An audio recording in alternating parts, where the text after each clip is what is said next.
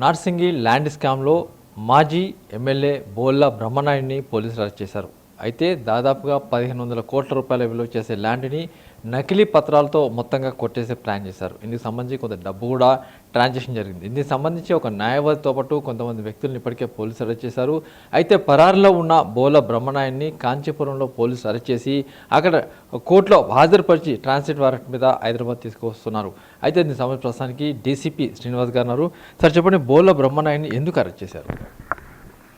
అదే ఈ last month 23rd రోజు ఒక కేసు రిజిస్టర్ అయింది. అది 18 సర్వే నెంబర్ గండిపేట చెందిన ల్యాండ్లో బోళ్ళ బ్రహ్మనాయుడు, బోళ్ళ రమేష్, తర్వాత రాధాకృష్ణ అనే ఒక అడ్వకేట్ వీళ్ళందరూ కలిసి కొంత దొంగ డాక్యుమెంట్లు తయారు చేయటం, గవర్నమెంట్ జీవో ఇచ్చి ఆ గవర్నమెంట్ ల్యాండ్ని ప్రైవేట్ వాళ్ళకి రెగ్యులరైజ్ చేస్తున్నట్లుగా, తర్వాత వివిధ అధికారులు కూడా దీన్ని అప్రూవ్ చేస్తున్నట్లుగా డిఫరెంట్ ఆర్డర్స్ కూడా క్రియేట్ చేయడం జరిగింది. అవి వాట్సాప్లో వస్తే మనం కేసు కట్టినాము. ఇప్పటికే 5 మెంబర్స్ని ఆల్రెడీ అరెస్ట్ చేశాం.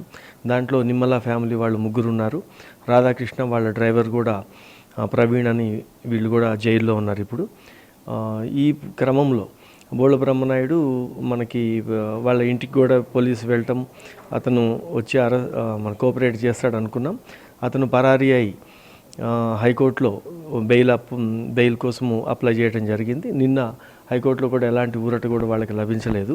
అతను పరారీలో ఉండి మొత్తము ప్లేసెస్ మారుస్తున్నందుకు మన టీమ్స్ కేరళ, చెన్నై, తర్వాత ఏపీ అన్నిట్లో తిరుగుతున్నప్పుడు ఈరోజు ఒక 1 అవర్ బ్యాక్ ఈ కాంచీపురంలో అతని ఆచూకీ దొరికి అక్కడ అతన్ని అరెస్ట్ చేయడం జరిగింది.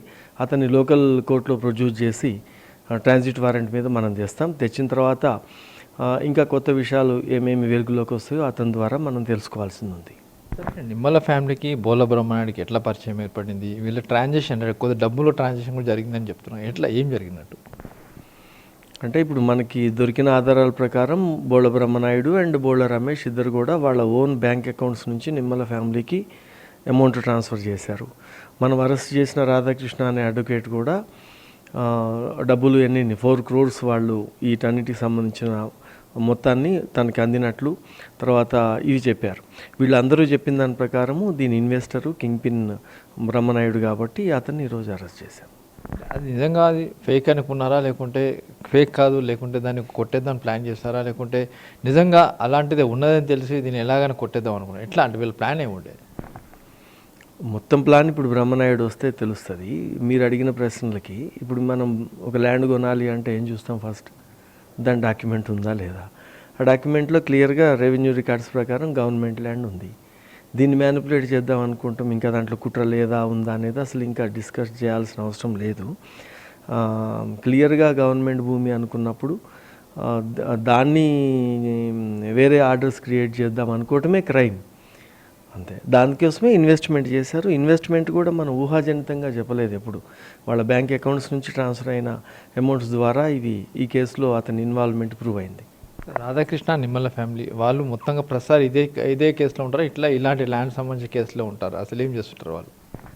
లేదు, నిమ్మల వాళ్ళు ఇక్కడ మన లోకల్ గండిపేట వాస్తవ్యులు. వీళ్ళకి ఏముందంటే ఆ భూమిలోకి వచ్చిపోయే క్రమంలో దాని మీద హక్కు వస్తే దాన్ని నమ్ముకుందామనే ఆశ ఉంది. బట్ రాధాకృష్ణ మాత్రం is a notorious criminal type. ఒక 9 కేసుల్లో ఉన్నాడు. తను ఇంతకుముందు కూడా చాలా చోట్ల చీట్ చేసి అరెస్ట్ అయినాడు. వాళ్ళతో కలిసి బ్రహ్మనాయుడు ఇప్పుడు ఈ ప్లాన్ అంతా చేయడం జరిగింది.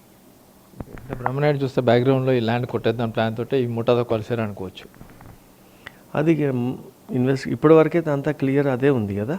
అతను చాలా తక్కువ రేట్లో ఈ ఖర్చు పెట్టి దీన్ని అన్నీ కూడా ఒక డాక్యుమెంట్స్ క్రియేట్ చేసి అతను రాధాకృష్ణ అడ్వకేట్ చెప్పిన దాని ప్రకారం ఇంకొక పార్టీకి దాన్ని అమ్మేసేవాళ్ళు.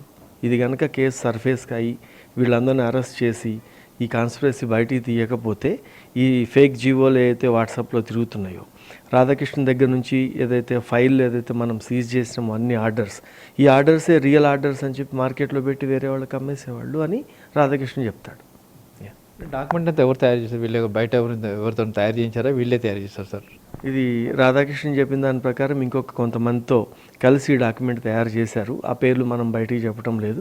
వాళ్ళని కూడా అరెస్ట్ చేసిన తర్వాత ఇంకా మిగతా విషయాలు తెలుస్తాయి. బోళ్ళ బ్రహ్మనాయుడిని ఈరోజు ట్రాన్సిట్ ఇక్కడికి హైదరాబాద్ కావచ్చా?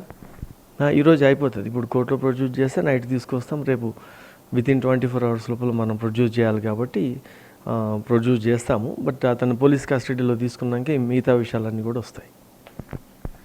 ఎస్, బోల బ్రహ్మనాయుడిని అరెస్ట్ చేశారు. అయితే బోల రమేష్ కూడా సంబంధించి పాత్ర ఉంది. స్వయంగా వీళ్ళ అకౌంట్స్ నుంచి కూడా డబ్బులు మొత్తం ట్రాన్స్ఫర్ అయినట్టుగా అధికారులు గుర్తించారు. ఆ మేరకు వీళ్ళు డబ్బులు నిమ్మల ఫ్యామిలీ కావచ్చు, లేకుంటే రాధాకృష్ణ అడ్వకేట్ డబ్బులు ట్రాన్స్ఫర్ కావడంతో ఆ మేరకు నేరం సంబంధించి అంటే మొత్తంగా ల్యాండ్ సంబంధించి కొట్టాలని ఒక ప్లాన్ చేశారు. నకిలీ జీవోలు, నకిలీ పత్రాలు, నకిలీ ఆర్డర్స్ తోటి మొత్తంగా ల్యాండ్ మొత్తం కొట్టేసే ప్రయత్నం చేశారు. అయితే ఆ నేపథ్యంలోనే మొత్తంగా ట్రాన్సాక్షన్ జరిగినట్టుగా అధికారులు గుర్తించి ఆ మేరకు బోల బ్రహ్మనాయుడిని అరెస్ట్ చేశారు. అటు కాంచీపురం అరెస్ట్ చేసిన బ్రహ్మనాయుడిని హైదరాబాద్ తీసుకొస్తున్నారు. హైదరాబాద్లో ప్రొడ్యూస్ చేసి తిరిగి కస్టడీలో తీసుకుని అతను విచారించి మరికొన్ని విషయాలు కూడా తెలుసుకుంటామని అధికారులు చెప్పారు. కెమెరా పర్సన్ సంతోష్తో రమేష్ ఎట్లా ఎన్టీవీ.